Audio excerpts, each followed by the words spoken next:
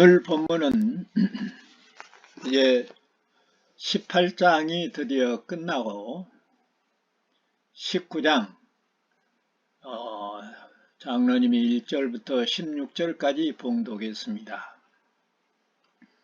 1절부터 16절까지의 제목을 우리가 정한다면 우리 대신 사형 선고를 받으신 예수 그리스도라 이렇게 정할 수가 있겠습니다. 또 빌라도의 입장에서 보면 빌라도의 선고 또는 판결 이렇게 정할 수도 있겠는데 오늘 아마 16절까지 다 보기는 힘들 것 같고 한 10절까지나 본다고 하면 소 제목으로 눈에 보이는 신과 눈에 보이지 않는 신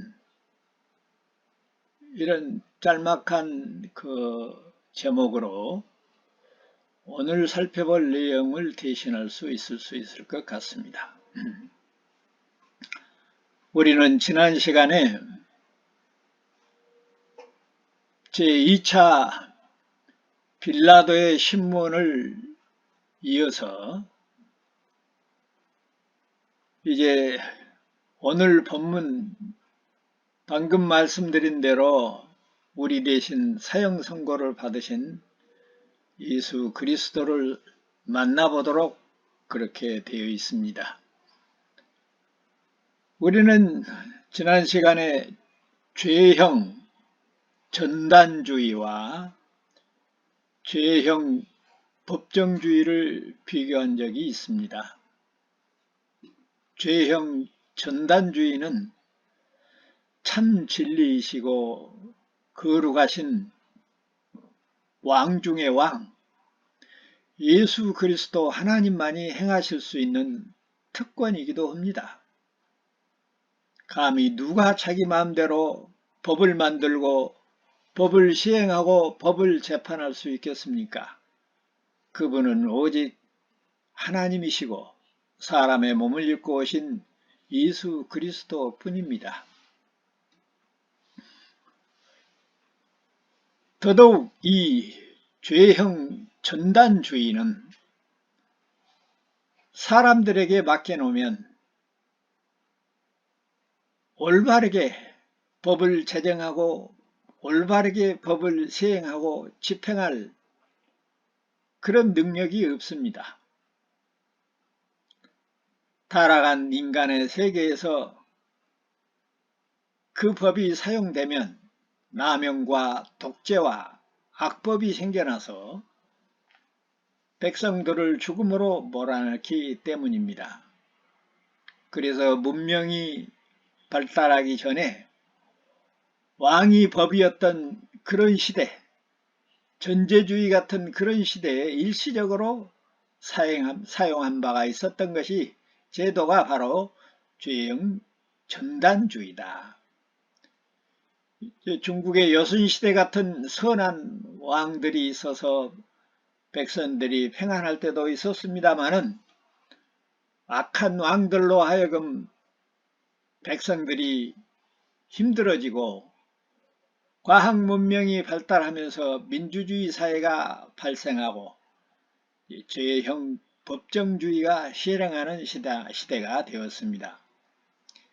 그러나 이 21세기 포스트 모던인 이 시대를 들어서서 보면 죄형 법정주의도 무늬만 죄형 법정주의라 신형 죄형 전단주의가 성행하는 시대가 되어버리고 말았습니다. 왜냐하면 법을 제정하고 법을 적용하며 법을 집행하고 시행하는 사람들이 자신의 소신도 아니고 자기의 위치를 좌우하는 권력자들이나 자신에게 해로운 여론을 불러일으킬 군중들이나 눈에 보이는 그런 신들을 보고 법을 만들고 적용하고 집행하고 있기 때문에 그렇습니다. 그런데 오늘 본문에 보니 빌라도가 그 짓을 행하고 있어요. 옳고 그름을 따라 그리고 정한 법률에 따라 재판을 하는 것이 아니라 밀란을 일으킬 우려가 있는 이 백성들의 눈치, 눈에 보이는 신들의 눈치를 살펴보면서 또 자기의 신변 보호를 위해서 예수 그리스도를 신문하고 심판하는 내용이 오늘 본문에 소개되고 있습니다. 1절로 3절에 보니까 그래도 한가닥 양심이 붙어 있었던 이 빌라도는 예수 그리스도의 석방을 위해서 무진장 노력하고 있는 것을 우리가 볼 수 있습니다. 그리고 석방할 수 있는 기회도 여러 차례 있고 또 아무 때나 석방할 수 있었습니다. 그런데 예수님을 채찍질합니다. 군병들로 하여금 가시 면류관을 씌우고 자색옷을 입혀서 진짜 왕을 가짜 왕처럼 취급하고 조롱하게 하였습니다. 그런 일련의 모습들은 유대인들이 보고 화가 좀 풀리지 않을까 하는 생각에서였던 것입니다.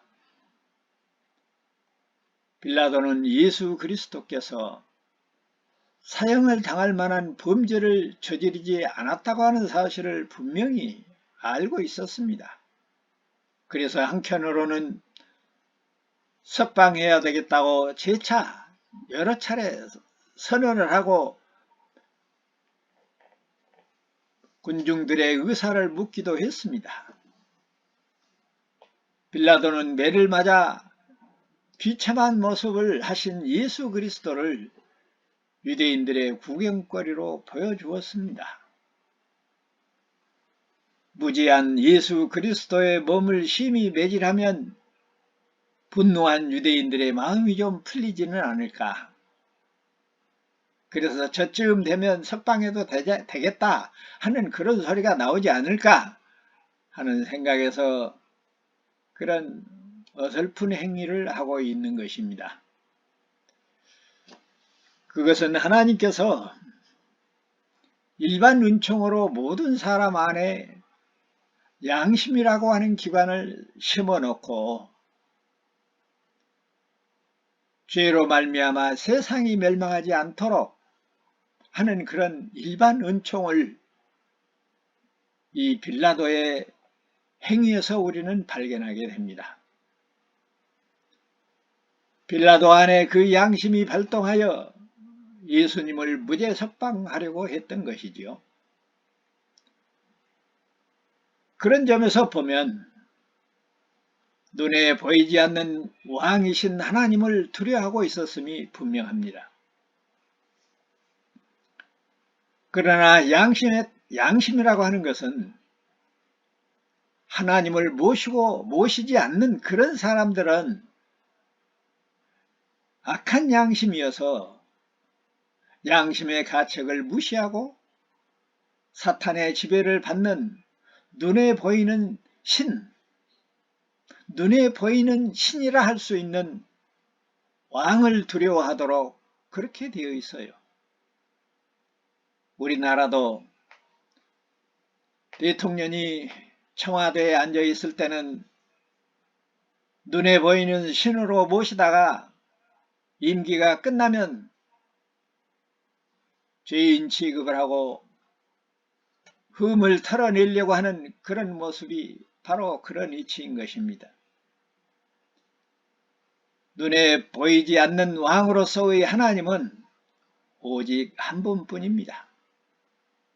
그러나 눈에 보이는 왕으로서의 신은 우리 주변에 헤아릴 수 없이 많습니다.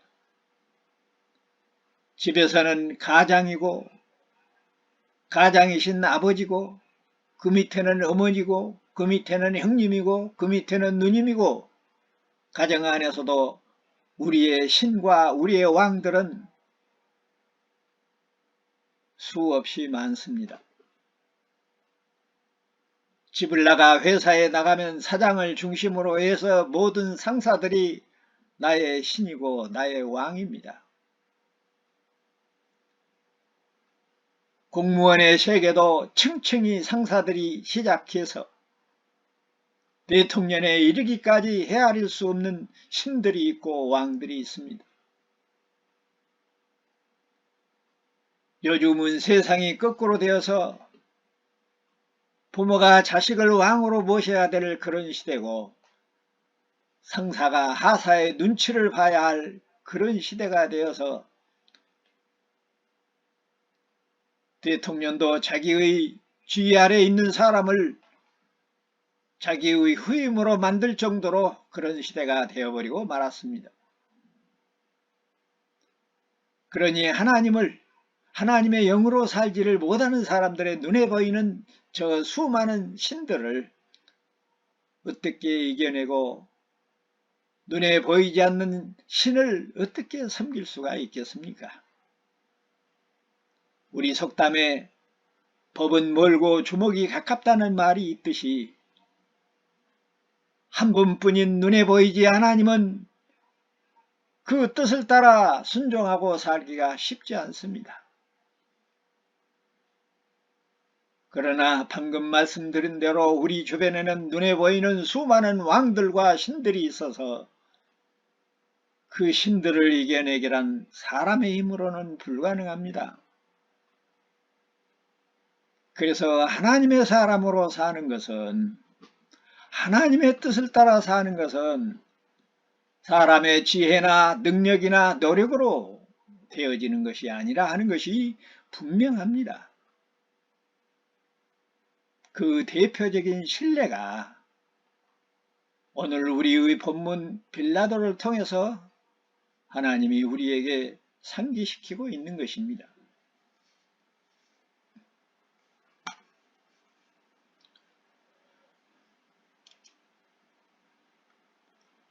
4절로 6절에 보면 그래서 빌라도는 죄 없는 사람을 나도 이만큼 조롱하고 괴롭혔다는 그런 뜻으로 예수 그리스도의 그런 조롱된 모습을 눈에 보이는 신들이요 눈에 보이는 왕들 앞에 보이면서 내가 그에게서 아무 죄도 찾지를 못했습니다. 이렇게 고백을 합니다. 로마 황제만이 쓸 수 있는 가이사의 머리 위에만 쓸 수 있는 그 왕관의 모습을 가시로 만들어서 멸관을 씌우고 로마의 황제만이 입을 수 있는 이 홍포를 대신해서 로마의 사관들이나 입는 자색옷을 입혀서 치욕을 당하게 했습니다. 그런 치욕스러운 모습을 보고도 유대인들의 시기와 질투와 분노는 사그라질 줄을 몰랐습니다. 앞에서도 말씀을 드렸던 바와 같이 빌라도는 철저하게 눈에 보이는 신들을 앞에서 눈에 보이는 신들의 눈치를 보면서 직무를 유기하고 있습니다. 그러나 하나님은 그런 역설적인 방법으로 예수 그리스도의 신성과 그리스도의 왕국의 왕이심을 선포하고 계시는 것입니다. 그러나 사악한 대제사장들과 사탄의 종들은 그들의 지위를 받은 사악한 이 유대인들의 일반 군중들은 예수 그리스도를 대신해서 정치범이요 살인자인 이 바라바를 특사로 석방하라고 소리를 지릅니다. 어처구니 없는 일이죠. 그뿐만 아니라 대제사장들과 하석들이 예수를 보고 소리를 질러 십자가에 못 박으시오. 십자가에 못 박으시오.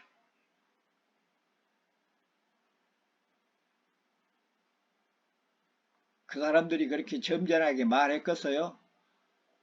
십자가에다 못 박아버려, 십자가에다 못 박아버려 이라고 소리를 질렀겠죠.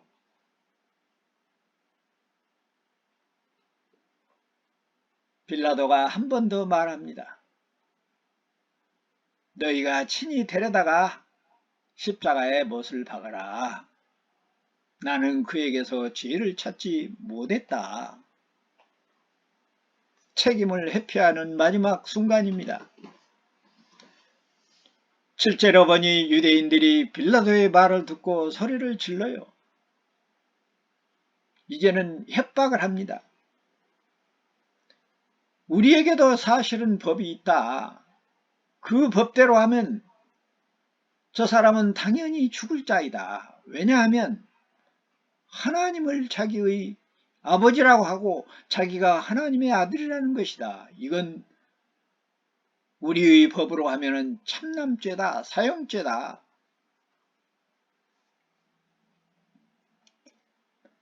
(8절로) (9절에서) 빌라도가 이들의 말을 듣고 더욱 두려워했다고 합니다.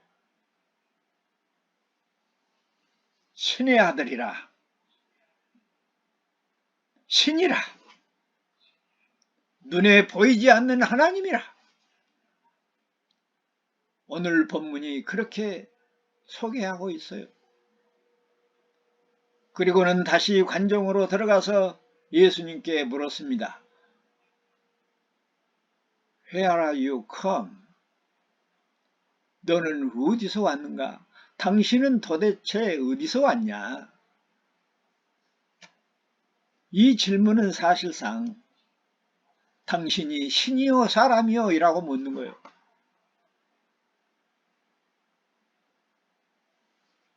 왜냐하면 사람으로서는 감당할 수 없는 일들을 너무나도 태연하게, 너무나도 당당하게 감당하고 있는 그 위상에 눌려서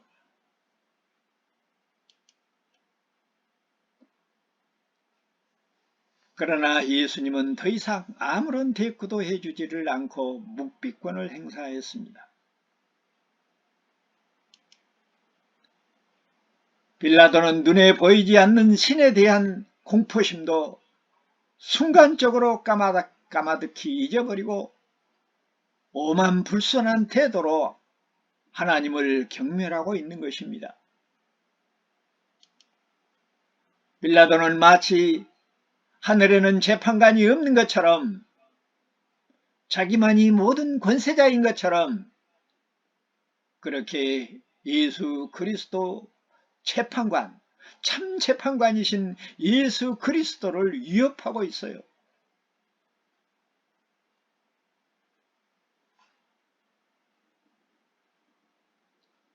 여기서 우리는 에레미야 선지자, 에레미야서 17장 9절에서 이런 말이 있습니다. 인간의 마음이 만물보다 거짓되고 심히 부패하였다. 이 말씀이 빌라도를 통하여 증명되고 있어요. 사람의 마음보다 더 간사한 것이 또 어디 있겠습니까? 천사가 타락하면 사탄 마귀가 되는 것처럼 인간의 죄성은 그처럼 우리를 힘들게 할 때가 많습니다. 그러므로 하나님의 영을 통하여 중생되지 못한 사람들은 얼마 동안은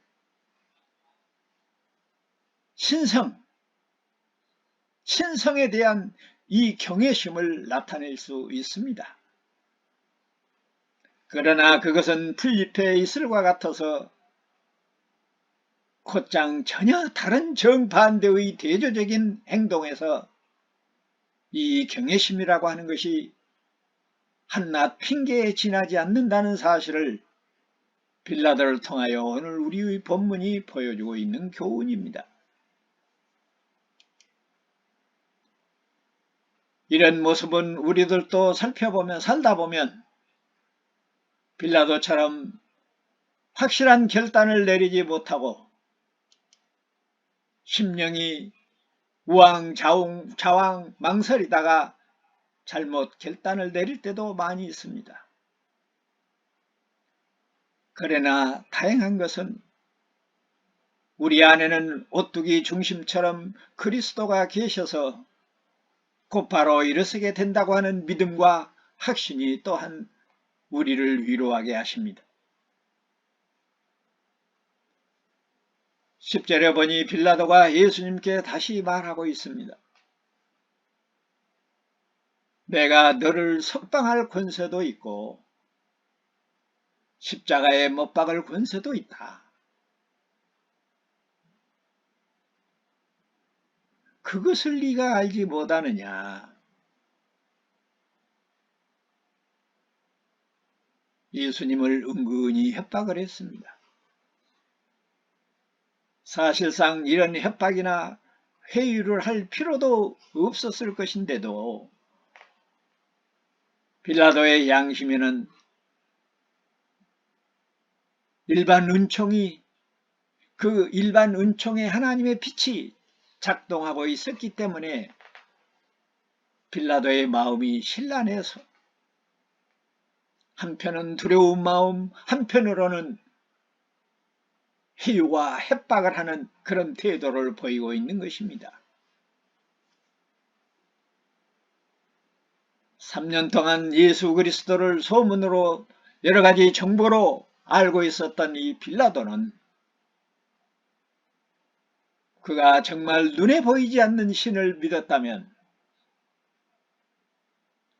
눈에 보이는 어떠한 신들의 압박에도 그냥 예수 그리스도를 무죄 석방하고 말았을 것입니다.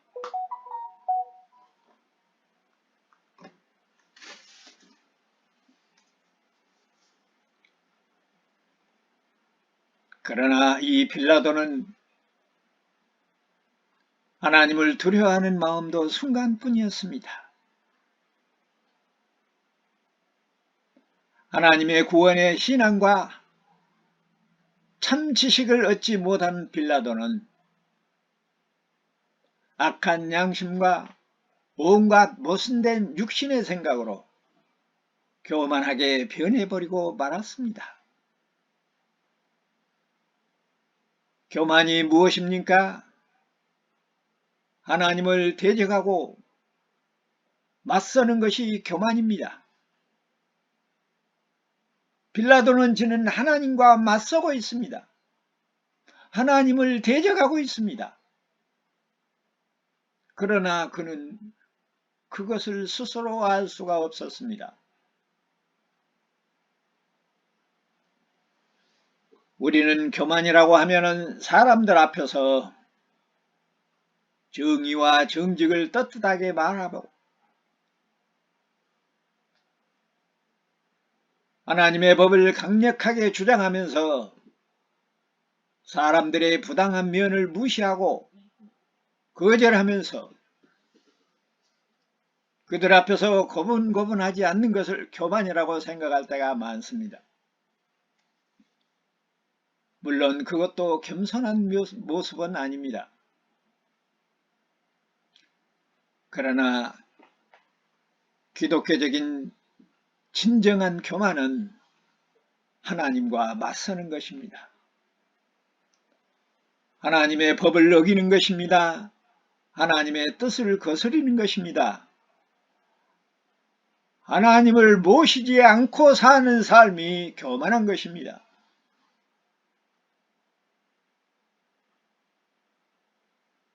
그리스도를 모르는 것, 그리스도를 불신하는 것, 그리스도를 모시지 않고 사는 것이 교만이라는 거예요.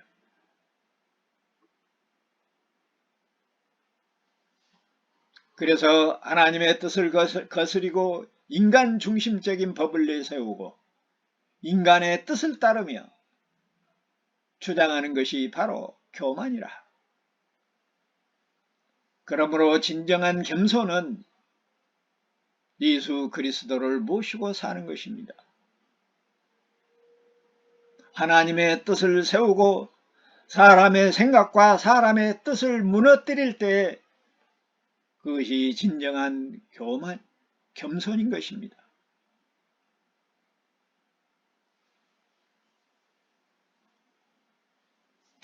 이제는 하나님의 뜻을 위해서 죽기까지 십자가를 지시기로 결단하신 이 예수 그리스도, 그분이 나와 여러분 안에 와 계십니다. 왕이시면서도 자기의 나라는 이 세상에 속하지를 않은 것을 분명하게 밝히고 자기 자신이 그 나라의 왕인 것을 밝히면서도 죽음을 두려워하지 아니하고 자신이 십자가를 지는 것이 창세전에 계획했던 하나님의 뜻으로 알고 그 뜻에 순종하고 있는 주님을 오늘 우리는 본문에서 만나고 있는 것입니다. 그리고 그분이 바로 우리 안에 와 계신다는 것입니다.